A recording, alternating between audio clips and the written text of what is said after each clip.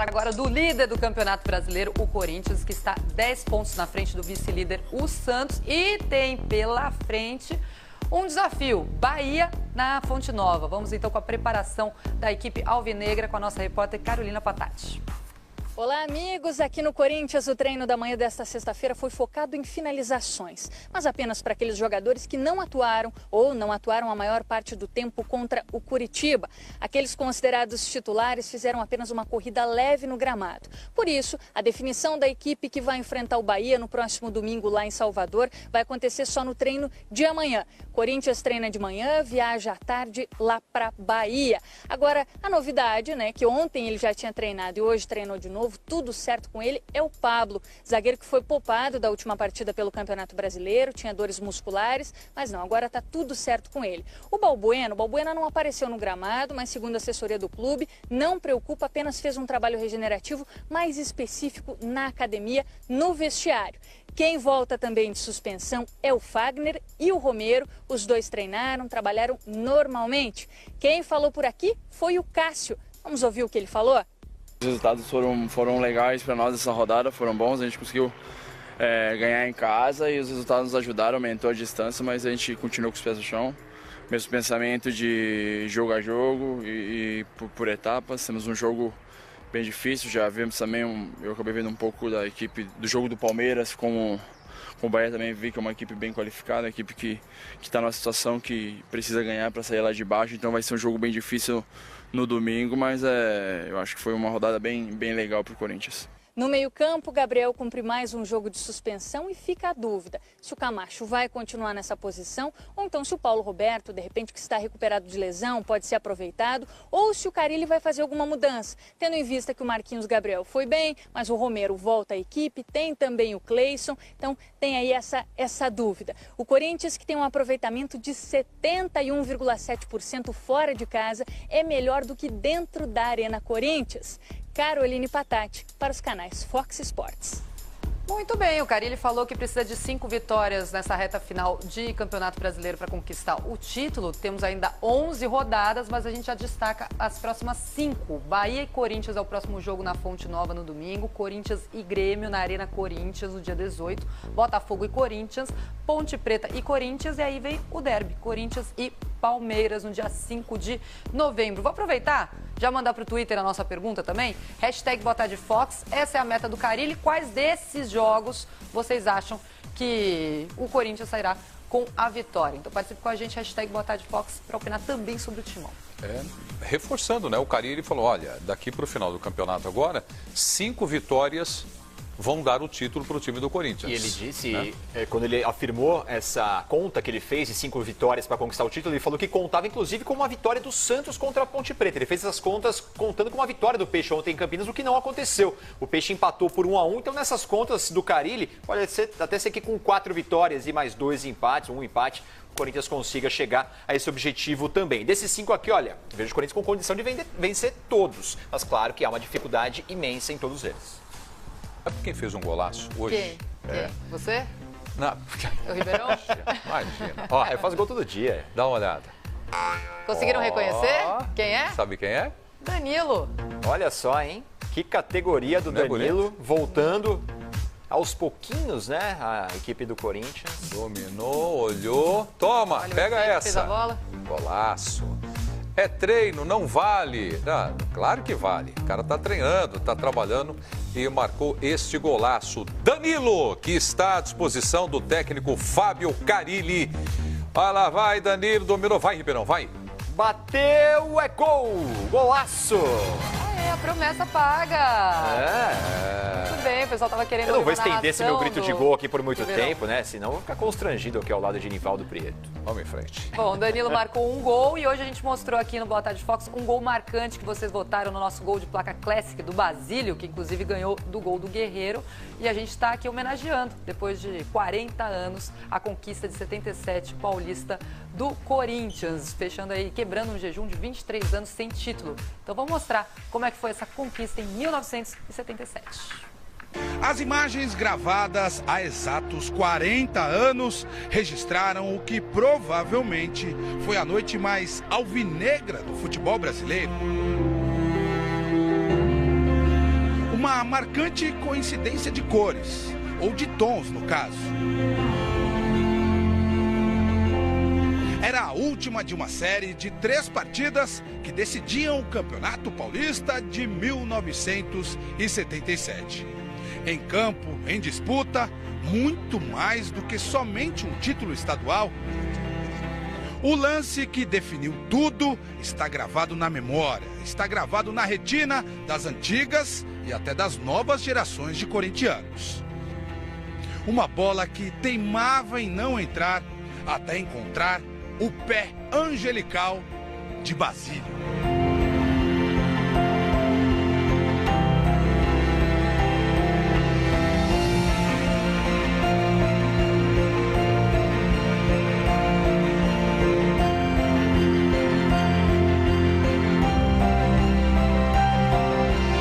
O repórter, à época, depois daquele jogo histórico, teria dito mais ou menos o seguinte: foram 22 anos de espera. Torcedores e jogadores que estiveram aqui no Morumbi na noite desta quinta-feira certamente nunca mais vão esquecer deste 13 de outubro de 1977. Uma data para ser lembrada por anos e anos, para ser lembrada eternamente. Uma data que é lembrada até hoje nesta casa da Zona Leste de São Paulo, pertinho da Arena, em Itaquera. Uma casa de mulheres corintianas e guerreiras. Diferentes gerações reunidas. Quem começou toda essa história lá atrás foi a dona Tina, de 74 anos.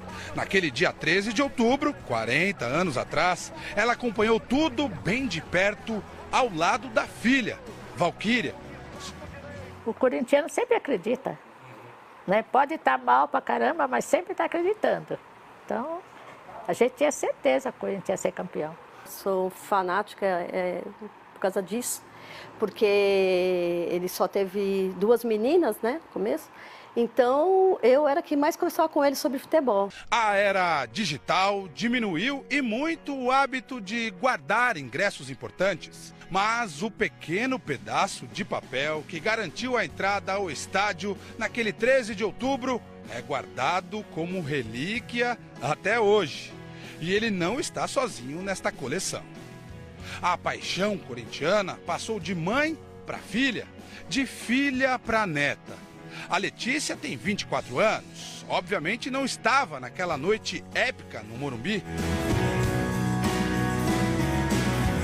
Eu sei o quanto foi importante. Havia tido a invasão um ano antes, então já estava aquela coisa impressionante.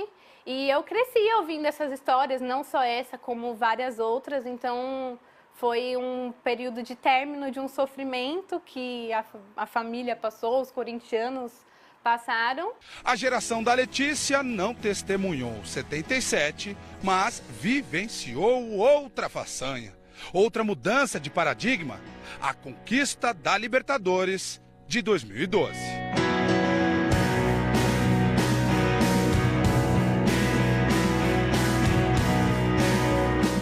Apesar do gesto de levantar a taça ter se tornado rotina nos últimos tempos, o torcedor continua se dizendo sofredor. E aqui não é diferente. Corintianas... sofredoras, graças a Deus. Muito bom. Nesta casa cheia de mulheres, novela fica em segundo plano. Eu troco fácil uma novela por um futebol. E eu assisto de qualquer time, qualquer jogo. Elas respiram futebol, respiram Corinthians. E esse amor atravessou décadas. Do Paulista de 77 à Libertadores de 2012, passando por tantos outros títulos, até chegar à filhinha da Letícia, neta da Valquíria, bisneta da dona Tina. 4 gerações diferentes. E a pequena Beatriz já aprendeu a cantar uma das mais repetidas canções nesse lar.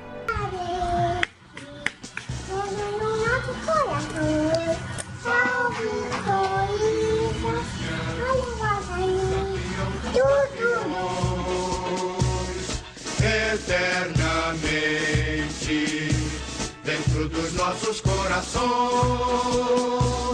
Salve o Corinthians. Então aí, 40 anos da conquista de 1977 do Corinthians, você se lembra? Não me lembro porque eu não tinha nascido, mas eu li e ouvi tanta história. Não lembra? Você se lembra? Sou jovem, né? Que parecia até que eu, anos, parecia até que eu já era vivo. Tanta coisa que eu já ouvi falar desse título Vocês do não Corinthians. se lembram? E algumas curiosidades, né? O técnico Oswaldo Brandão foi o mesmo técnico que havia conquistado o último título antes desse de 77 em 54, o título do quarto centenário pelo Corinthians. E as pesquisas na época mostraram que a torcida do Corinthians continuou crescendo e muito, mesmo com 23 anos sem conquista de títulos até esse, com o gol do Basílio. Muitos dizem, inclusive, que cresceu justamente por isso. Bom, a escalação de fiel, do né? Corinthians, fiel, exatamente, de 1977, da conquista deste título, nós estamos trazendo aqui para os saudosistas e para quem não tem o conhecimento, olha aqui, ó. Era Tobias do gol, Zé Maria, Moisés, Ademir e Vladimir, Russo, Basílio, que fez o gol, ganhou hoje, inclusive o gol de placa aqui, o Classic, Luciano, Vaguinho, ponta direita mesmo, Romeu e Geraldão, o centroavante do time. Que foi artilheiro daquele campeonato. E o Basílio era um bom meio-campista, mas não era nenhum craque, né? Mas ele ficou tão marcado com esse gol que até hoje ele é reverenciado por onde passa, um dos ídolos da história do Corinthians. Era um time que tinha suas limitações, mas era um time muito aguerrido e conquistou essa taça depois de 23 anos. O Vladimir, que é pai do Gabriel. Isso. O Gabriel, vocês se lembram do Gabriel? O Gabriel jogou no lateral direito, no São Paulo. Isso, Fluminense. Jogou em Porto Alegre também. Sim, jogou era um bom lateral. Fora do Brasil. Ele chegou a jogar no Corinthians? No Corinthians, não. O Gabriel, não. A última notícia que eu tive do Gabriel, ele estava jogando nos Estados Unidos. Agora não sei se ele ainda está em atividade, mas... Olha o Russo ali no meio de campo, olha aí. As imagens são demais, as imagens. Bonitas, né? Emocionante acompanhar essa conquista do time do Corinthians de 1977. Bom, você se lembra, né?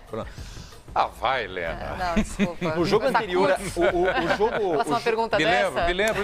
Até enquanto passava a reportagem, eu estava contando para o Ribeirão. Falei, Ribeirão, a cidade de São Paulo virou uma loucura. Virou. No dia do jogo, não. Virou uma loucura a semana inteira.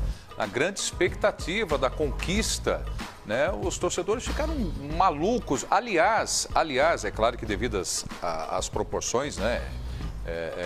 Sem fazer nenhuma comparação, mas eu me lembro também da conquista do Brasil de 1970, o tricampeonato no México, da Copa de 70, que também não se compara com as festas que se faz hoje de Copa do Mundo, quando a seleção brasileira joga.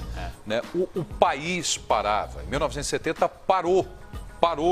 Dia da final, um negócio maluco, a quantidade de carros com bandeira no capô, gente na rua, é um negócio lindo, bonito, e foi a mesma coisa em 76. E essa disputa foi em 3 jogos, né? Esse foi o último jogo. Na disputa do segundo jogo, foi registrado o recorde de público até hoje do Morumbi. Mais de 140 mil pessoas estiveram para assistir. O jogo terminou empatado por 1-1, Corinthians e Ponte Preta. E aí houve necessidade do terceiro jogo, mas aquele segundo jogo, até hoje, é o recorde de público do Morumbi. Oswaldo Brandão, que fez muito sucesso também como técnico do Palmeiras. Sim.